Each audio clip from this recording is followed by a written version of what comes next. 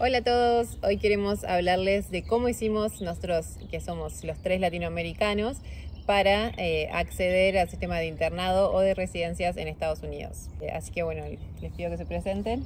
Hola, ¿qué tal a todos? Mi nombre es Cristian Guachamín, soy de Ecuador. Yo soy Augusto Jiménez de Chile. Bueno, yo soy Alejandra Mondino y soy de Uruguay. Yo estoy haciendo una residencia en neurología, Augusto está haciendo en anatomía patológica, ¿verdad? Sí. Y Cristian está haciendo un rotating internship ahora. Entonces, Augusto, vos contanos dónde hiciste veterinaria, dónde estudiaste y qué te hizo llegar a Estados Unidos. Claro, yo estudié veterinaria en Chile, en la Universidad de Santo Tomás. Durante mi estudio fue un patólogo, un Board Certified Pathologist, de acá a dar una charla en la universidad de 1 hora, y él invitó a la gente a, si alguien quería ir a hacer un externship con él. Fui ahí, entendí el proceso entendí lo que era realmente la residencia y todo eso, y ahí volví a Chile, estuve trabajando en clínica un par de años y mientras tanto postulando a distintos programas. Quedé en un internado de patología anatómica en la Universidad de Tuskegee. Para hacer la residencia de patología anatómica uno no necesita, los procesos de certificación igual son un poco dependientes de la universidad, pero no necesita el proceso de certificación de título y tampoco un internado. Yo encontré ese programa porque me permitió mejorar mis habilidades de patología para poder entrar al programa de residencia en el cual estoy ahora. Pero no es necesario en el caso de patología anatómica y patología clínica, porque uno no está lidiando con lo que son animales vivos. Entonces es distinto el proceso de postulación. Uno también postula directamente a las universidades, a los programas. Yo para postular a este programa, envié mis cartas, también enviaron mis recomendaciones, y eso es en patología anatómica y en patología clínica. Todo esto es directamente hacia las universidades. Algo que siempre ayuda mucho, creo que a los latinoamericanos en general, está el grupo de Latin Comparative Pathology Group, que es LSPG. Ustedes lo pueden buscar en Facebook o también buscar a través de la Davis Thompson Foundation, una página web ahí donde ellos hacen muchos seminarios y también tienen becas que ayudan a financiar, por ejemplo, hacer pasantías acá en Estados Unidos a latinoamericanos que están interesados, y ahí generar contactos con patólogos es muy buena. Todo eso, lo que ellos hacen es muy bueno, y ayudar a todos los latinoamericanos que quisieran postular. Y capaz que podemos dejar el link abajo para que puedan entrar. Sí, y definitivamente, y es algo, ustedes generalmente los patólogos les encanta enseñar, es parte de su vida, así que siempre están abiertos a recibir correos. Me parece que en general la mayoría son buenas personas en el sentido de que ellos, y buenos profesores, ellos quieren enseñar y generalmente te contactan y todo eso después de que uno, claro, los contacta primero. Y creo que eso sería todo en cuanto al tema de la residencia. O sea, yo hice mi internado, postulé a la residencia, quedé y aquí ya estoy en mi primer año. Bien, muy bien. Entonces vos lo que decís es que para patología no hay que pasar por el matching process, ¿no? Que la mayoría de las residencias, si uno tiene que aplicar por un sistema de matching, que es para poder entrar en alguna universidad, tanto para internships como para residencias, ¿no? Vos, Cristian, ¿cómo fue que llegaste acá? A ver, para el tema de internados y residencias, y depende qué residencia o internado quieran hacer, pero si yo estuve inicialmente interesado en cirugía y ahora cuidados críticos, que es a donde estoy yendo, para este tipo de internados o residencias tú necesitas un rotating internship y a veces necesitas un specialty internship, y para mejorar tu aplicación es mejor si es que tenemos algún tipo de publicación que sea formal y que esté publicado en uno de los journals aquí en los Estados Unidos. Se puede hacer también un caso clínico también, si es que se puede reportar algo así. Ese tipo de cosas van a mejorar nuestras aplicaciones. Pero bueno, yo estudié en Ecuador y lo que yo hice primero fue hacer la certificación para poder trabajar acá, que se llama de ECFVG. Hay dos formas que se puede hacer, de PAVE Program y de ECFVG Program. La diferencia es que con PAVE básicamente repites como el cuarto año en una universidad. Y yo no lo hice ese porque es un poco caro, tienes que pagar como de tuition de ese año. Y en ese entonces que yo averigüé fue como $35,000 y no tenía ese dinero. El ECFVG es como vas a tu ritmo, tú tienes que estudiar todo lo que ellos te dan, es un manual donde está todo lo que uno tiene que aprender o estudiar básicamente. Es un examen que tiene dos secciones, una sección teórica y una sección práctica. La teórica es un examen y como pensando en nuestros países latinoamericanos y en el sistema de educación, es más como recordar otra vez el primero, segundo y tercer año, y luego la siguiente parte, que es la parte práctica, se llama de CPE section, y eso son 7 secciones dentro de esa sección y son 3 días de examen, pero es más barato entre comillas, ese cuesta como $8,000. Entonces trabajando sí podía pagar eso, así es que eso es lo que yo hice primero. Después de eso, yo empecé a trabajar en un año de Emergency Medicine y para poder obtener cartas de recomendaciones de los Board Certified People, ya sean de cualquier especialidad que ustedes quieran, pero si es que ellos te escriben cartas de recomendación es mejor. Una vez que uno tiene esta certificación, la verdad podría trabajar y de lo que sea, en General Practice o en Emergency, en lo que uno quiera, la verdad. Pero bueno, yo decidí hacer este internship y entonces me escribieron cartas de recomendación y también puedes aplicar a práctica privada y a academia, si es que tienes uno, ya sea PAVE o si es que tienes ECFVG. Yo hice mi rotating internship a North Carolina State y luego pude aplicar a un surgical internship, pero entonces, como digo, lo bueno de hacer PAVE o ECFVG antes de aplicar a residencies es solo te da como más oportunidades para aplicar a private practice, porque si no tenemos uno de esos dos, solo estás como limitado a aplicar a las academias, solo a las universidades. Dependiendo de la residencia o lo que uno quiera hacer, creo que hay diferentes oportunidades que uno se puede beneficiar. Sí, exacto. Yo, por ejemplo, en mi caso, yo no hice la certificación y es súper limitado los lugares donde se puede aplicar. Cuando yo apliqué para la residencia, solo podía aplicar a 5 lugares, 5 residencias en todo Estados Unidos. Entonces se ve súper limitado. Todas esas son en universidades, pero no todas las universidades toman extranjeros, a veces por la visa, a veces porque se requiere la certificación. Las universidades que sí lo hacen, lo que te brindan es una cosa que ellos llaman Faculty License, que uno puede ejercer siempre y cuando sea dentro de la universidad, no se puede ejercer por fuera. Y ahora que decías lo del ECFVG, también te exigen un examen de inglés, ¿no? Tenés que hacer el TOEFL. Para el ECFVG y para el PAVE, para el ECFVG son 4 pasos.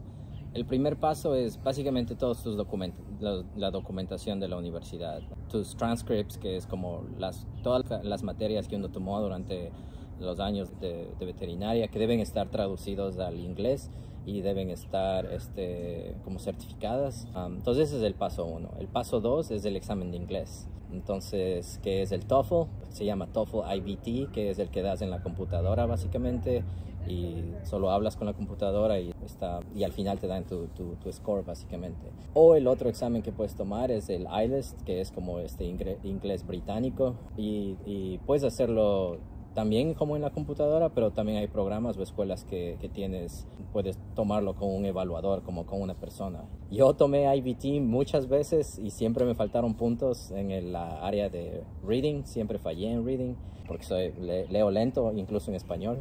Así es que intenté el IELTS y me gustó el formato que fue IELTS. A mí me gustó porque hablo con una persona y fue mucho más fácil para mí pasar ese examen y pasé a la primera vez. El IBT tomé como 4 veces y siempre me faltaron puntos. Sí, porque esos exámenes además te cuentan el tiempo, uno tiene que hacer todo súper rápido, sí, es estresante. Yo creo que esos exámenes al menos yo tomé el TOEFL IBT y yo creo que para muchos que piensan de que uno sabe hablar inglés, sí, puedes saber hablar inglés, pero ellos están midiendo el inglés académico que es distinto, o sea, hay que prepararse para esos exámenes. No digo que sea difícil cuando te preparas, pero tienes que conocer el examen como es. Porque realmente puedes tener un inglés conversacional muy bueno, pero ellos están midiendo otras cosas y el test, personalmente no encuentro que es como lo mejor para evaluar el conocimiento de inglés, pero creo que hay muchos recursos en YouTube, en Internet, donde uno puede prepararse. Yo creo que sí, es verdad. Yo creo que para cualquiera de estos exámenes es muy importante prepararse. Yo creo que hay muchos recursos en Internet. Creo que nunca a mí nadie me dijo nada de esto, pero hay muchos recursos en Internet. Es mucho de estrategia. Hay que practicar tu estrategia porque hay muchas formas de acercarse a ese examen y pasar ese examen. Entonces, ya sea que tomen el IELTS o que tomen el TOEFL IBT, los dos creo que son pasables, son realizables, solo depende cuál es el formato que ustedes se sientan más cómodos. Y la idea es pasar ese examen y luego vas al tercer step de este ECFVG, como dije, se llama BCSE o Basic Science Examination.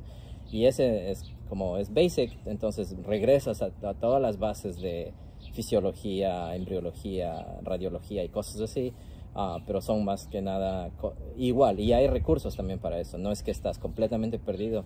Hay el Zucker Review, ellos tienen un programa, un compendio de toda la información en la que uno puede estudiar. VetPrep es otro programa que uno puede utilizar, y de ahí los libros que están como los más actualizados, y siguiendo la guía que ellos tienen uno puede estudiar y prepararse para estos exámenes. Y una vez que pasas ese, llegas al cuarto paso, que es el último, casi el último, que es el CPE, y ese es el práctico. Depende, en mi caso la parte difícil fue Large Animals, porque yo después, cuando estuve en vet school, en la escuela de veterinarias, a mí me gustaban animales pequeños, entonces casi nunca estudié Large Animals solo para pasar los exámenes. Entonces fue difícil eso. Y yo conozco gente, en cambio, que ellos siempre hicieron Large Animals y claro, fue difícil para ellos estudiar Small Animals. Entonces depende en qué es lo que ustedes están haciendo y lo que pueden hacer. Y una vez que se pasa ese examen, ya uno está listo para tomar el NAVLE. NAVLE es el National Veterinary Licensing Examination, que es el examen como de equivalencia que todos los estudiantes de veterinaria que terminan la escuela aquí en los Estados Unidos deben tomar. Entonces, básicamente cuando uno ya termina el cuarto paso, digamos, de este ECFVG, es como que estás al nivel de un estudiante de cuarto año, de último año. Y ahí vas a tomar el NAVLE. Y una vez que pasas ese, que es, ya ni recuerdo cuántas preguntas, pero son bastantes preguntas y es de todo, large animals, small animals, radiology, todo cirugía y exóticos. En mi caso tampoco yo recibí muchas clases de exóticos, pero me tocó aprender eso. Y también se puede utilizar o Zucker Review o VetPrep para eso. Y solo es, no sé, yo estudié de eso, de material nada más, y de libros, y YouTube fue mi mejor amigo para estudiar eso. Y pasas eso y ya. Entonces, básicamente, una vez que tienes eso, puedes trabajar en donde sea. Otra diferencia que ahora recuerdo entre PAVE y ECFVG es que el PAVE está reconocido por, no todos los estados, me parece que son 40 o 45 estados que lo reconocen. Eso pueden ustedes revisar también en la página web del PAVE. Pero ECFVG está reconocido en todos los estados de los Estados Unidos, entonces básicamente podría trabajar en cualquier estado aquí. Esa es la diferencia y como el beneficio de hacer esto antes de residencia o internados. Sí, excelente. Creo que esa es una muy buena recomendación. Y después otra recomendación que yo tengo, en mi caso yo no hice un internado de rotación. Yo lo que hice en Uruguay, terminé veterinaria, hice una maestría en neurociencias y después fui a Michigan a hacer un doctorado en neurociencias junto con la universidad en Uruguay. Y eso me fui por el lado más de la investigación. Uh-huh. Entonces, si bien eso me sirvió un montón porque tengo publicaciones, también me alejó mucho de la práctica de veterinaria por varios años. Entonces eso te puede jugar un poco en contra también a la hora de aplicar. Y lo que me pasaba después es que, bueno, yo decía, bueno, pero yo ya soy veterinaria, yo quiero hacer neurología, no es necesario hacer un internado de rotación. Yo pensaba eso y he hablado con colegas que les parece lo mismo, les parece como hay un año de perder tiempo rotando si a mí me gusta esto o aquello. La verdad que yo logré empezar como con un internado de especialidad en neurología, y me arrepiento muchísimo de no haber hecho un internado de rotación porque hay muchísimas cosas que son súper distintas en este sistema y que está bueno poder estar un año que se pasa súper rápido conociendo cómo trabajan los otros servicios, conociendo cosas como los acrónimos, por ejemplo, ¿no? Empiezan a decir letras, y yo digo, ¿qué están hablando? No entiendo nada. El sistema también de dónde llevar los registros médicos de los pacientes, uno se tiene que adaptar a eso, son un montón de pequeñas cosas. También el inglés, la conversación, que uno puede tener una buena conversación quizás para hablar con amigos o con un docente, pero no es lo mismo hablar con los tutores de los pacientes, ¿sí? Que pueden venir de distintas áreas, con distintos acentos, que les puede costar más entendernos. Entonces, hacer un internado de rotación yo creo que sería la principal recomendación para todos los que están tratando de buscar hacer una residencia. Y hay algunas universidades en Estados Unidos que aceptan internos rotatorios sin tener el ECFBG y también que dan visas para poder venir. Hay algunas en Canadá y algunas en Estados Unidos que también podríamos dejar una lista de las posibles, siempre cuando entran después al programa de matching les van a decir, cada universidad les dice si aceptan o no aceptan extranjeros. Y a mí me pasó de la forma que dije de venir a Estados Unidos. Yo cuando estudiaba veterinaria en Uruguay ni siquiera tenía idea de que existía esta posibilidad. Y fui a un congreso en Argentina y conocí a una neuróloga que es uruguaya. Ella hizo la facultad de veterinaria acá en Estados Unidos porque se había venido cuando era chica. Es Sofía Cerdá González, que es una gran neuróloga. Ella estaba dando unas charlas y hablé con ella, la conocí y después tuve una beca en la universidad que me permitió ir a visitar. Entonces, ir a visitar te abre también un montón de puertas porque uno va, estás ahí, no sé, yo estuve 45 días, pero se puede ir 2 semanas, 3 meses, hablar con la universidad y ver si permiten hacer eso. Es mucho más fácil para la universidad recibirlos como pasantes un tiempo y a partir de ahí conocí cómo era el sistema de residencias, eso también me hizo conocer más gente dentro de Estados Unidos y eso después me dio la facilidad de poder llegar acá en NC State, ya que Sofía Cerdá González había sido residente aquí, entonces había sido alumna de mi jefa, Natalia Olby, entonces yo me contacté con ella, Olby me dijo de venir, hice un postdoctorado con ella y después hice el internado. Pero yo hice un camino como súper largo, así que es mucho más fácil, me parece, si uno está convencido de que quiere hacer clínica y la investigación no es lo que más le interesa, es ir por el internado de rotación, hacer primero una visita a las universidades, idealmente una universidad que sepan que te pueda tomar como interno después, porque si no los conoces, pero después no puedes ir hacia ahí. Así que bueno, eso sería como mi recomendación. Apoyo totalmente eso, creo que igual los caminos son... Porque me han preguntado así como, ¿qué fue lo que hiciste exactamente para entrar a la residencia? No, los caminos son muy distintos. He conocido casos de personas que salen de la universidad directamente hacia una residencia, tanto otros que también vienen con doctorado, que han trabajado harto años en clínica y se van hacia la residencia después de harto tiempo, así que creo que es muy distinto. Al menos en la experiencia de Chile también pasa de que como no está los temas de especialización per se, o sea, de poder hacer una residencia o algo así, muchos hacen más academia, básicamente una maestría, un doctorado, pero es como para alcanzar para trabajar con ciertas personas y ahí alcanzar una especialización a través del doctorado. Acá no es necesario eso, como lo dijo anteriormente, si tú sabes que tú quieres ser especialista en algo, y aquí el doctorado es de investigación, lisa y llanamente investigación, en cambio la especialización es eso, para poder trabajar en tu área.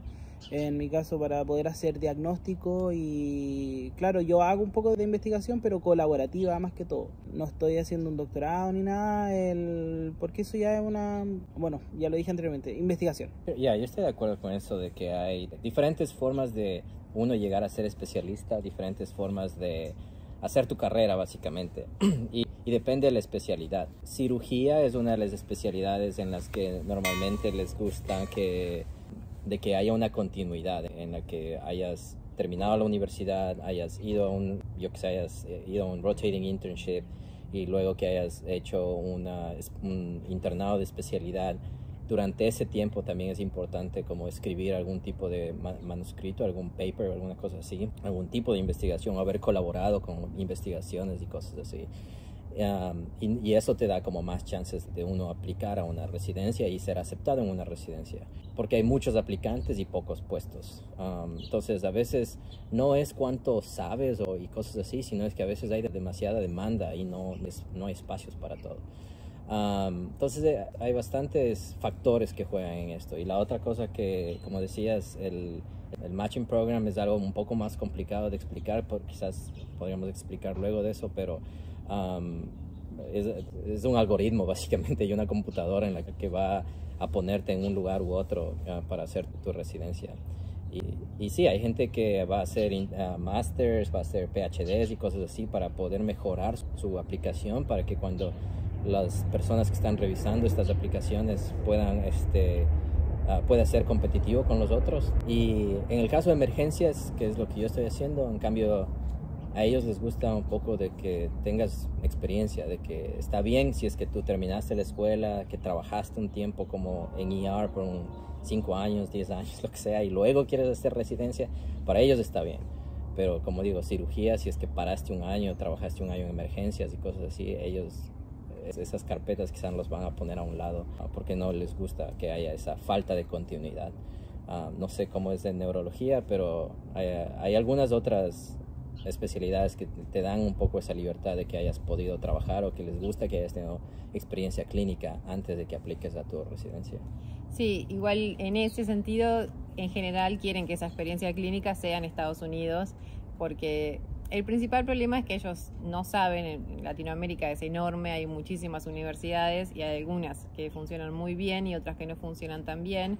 Y el problema es que ellos no saben cómo fue nuestro entrenamiento veterinario y les da un poco más de seguridad saber que pudimos estar en un programa en Estados Unidos. Entonces, si bien está bien que en algunos lugares podés estar tiempo trabajando y eso te lo toman como algo positivo, no es tan así cuando eso pasa solamente en nuestros países de origen. Entonces está bueno poder tratar de alguna manera acercarse, aunque sea eso, hacer una pasantía y conocer cómo funciona el sistema. Eso me parece que es importante. Ya las visitas que tú decías, hacer visitas, hacer externships, cosas así, especialmente en lugares y universidades que sabes que tienes un chance para que te reciban y que te conozcan personalmente y que puedas hacer contactos y durante esas visitas recomiendo que seas curioso, de que pregunten, de que lean, de que vean que estás interesado en lo que quieres hacer, porque incluso la persona que te revisó, las personas con las que trabajaste durante esa visita te pueden escribir cartas de recomendación. Entonces yo creo que sí, 2 semanas al menos hacer esas visitas es bueno. Y la otra cosa que tú decías, mandar correos electrónicos, contactar con gente, si es que hay grupos en sus países o lo que sea, traten de meterse a esos grupos, traten de entrar en conversaciones, foros, cosas así, y así de a poco van a poner su nombre y formar el camino que ustedes quieran seguir, porque para todos es diferente. Definitivamente hay muchas formas, hay oportunidades, pero creo que es diferente para cada uno. Sí, yo con eso de los correos electrónicos, yo fui a Michigan a hacer parte de mi doctorado, como dije, y empecé a mandarle mails a todos los neurólogos que eran famosos en Estados Unidos y fue como, yo quiero hacer una residencia, ¿y cómo hago? Y bueno, algunos me contestaron y eso me abrió las puertas, pero es algo que uno se lo tiene que buscar mucho, ¿no? Sí, no, definitivamente el crear contactos es muy bueno. Como mencionaron antes, yo creo también, si van a hacer una visita, una pasantía acá, nuevamente, hagan eso en lugares donde acepten internacionales. tengan esa seguridad primero, porque pueden ir a una universidad donde en realidad tengo conocidos que han ido a universidades que, claro, hicieron una pasantía muy buena, pero ahí no aceptaban internacional, entonces igual es un poco pérdida, yo creo que de dinero, tiempo. Lo otro, cuando ustedes vayan a postular, tienen que hacer cartas de intención y las cartas de recomendaciones que ustedes obtengan. Recomendaciones que a mí me dieron es que ojalá, por ejemplo, cuando yo postulé, que mis cartas de recomendaciones vinieran de patólogos certificados acá en Estados Unidos. Y ojalá también estadounidenses. Y también que les revise patólogos certificados, o sea, bueno, en mi caso patólogos certificados, pero que les revise alguien de acá sus cartas de intención, porque igual culturalmente como ellos se expresan acá de sus estudiantes versus como un profesor, en el caso de Chile, pudiese expresarse de su estudiante va a ser muy distinto, porque en Chile pueden decir así como, no, él es bueno, trabajador, está a tiempo, que son características buenas de Chile, pero acá es como medio mediocre. En cambio, por eso es cómo uno comunica las cosas. Y si ustedes tienen cartas de recomendaciones que son de sus profesores en sus universidades también, ojalá que también las cartas que ellos envíen se las revise alguien que esté acá, que esté en el sistema. En el caso de patología, al menos en los grupos de patología latina comparada, hay varios patólogos que ellos también apoyan todo eso y pueden revisar las cartas y todo eso. Bien, perfecto. Eso también es como uno se vende, que en Uruguay si uno dice que es bueno, ya eso es malísimo en una entrevista de trabajo. Y acá si no te vendés como que sos tipo súper bueno, eso también se ve mal. Como que acá la gente exagera para arriba y no sé, por lo menos en Uruguay pasa de que si uno dice muchas cosas buenas de sí mismo, eso se ve mal. Entonces hacer ese cambio cultural es bastante difícil, pero por eso también está bueno venir y visitar y escuchar cómo la gente habla por acá. Yo creo que definitivamente todo lo que es aquí aplicar para internados y residencias es completamente diferente. Al menos yo hablo por mí, por Ecuador, no tenemos nada que sea como algo así parecido. Incluso aplicando a trabajos o teniendo entrevistas para trabajos es diferente como se lo hace aquí. Entonces, prepararse para las entrevistas, cómo uno habla, cómo uno desarrolla y desarrolla la respuesta a las preguntas que tengan durante tu entrevista es importante, hay que practicar y cosas así. Entonces, hay mucho para hablar, yo creo, de esto. Sí. Así es que yo creo que podemos romperle como en pedazos para este tipo de cosas para poderles ayudar a los que estén escuchando o viendo este mensaje. Pero ya. Sí, yo creo que si tienen alguna duda específica, alguna pregunta, la pueden poner y nosotros vamos respondiéndoles y espero que les haya servido y mucha suerte en sus aplicaciones. Entonces...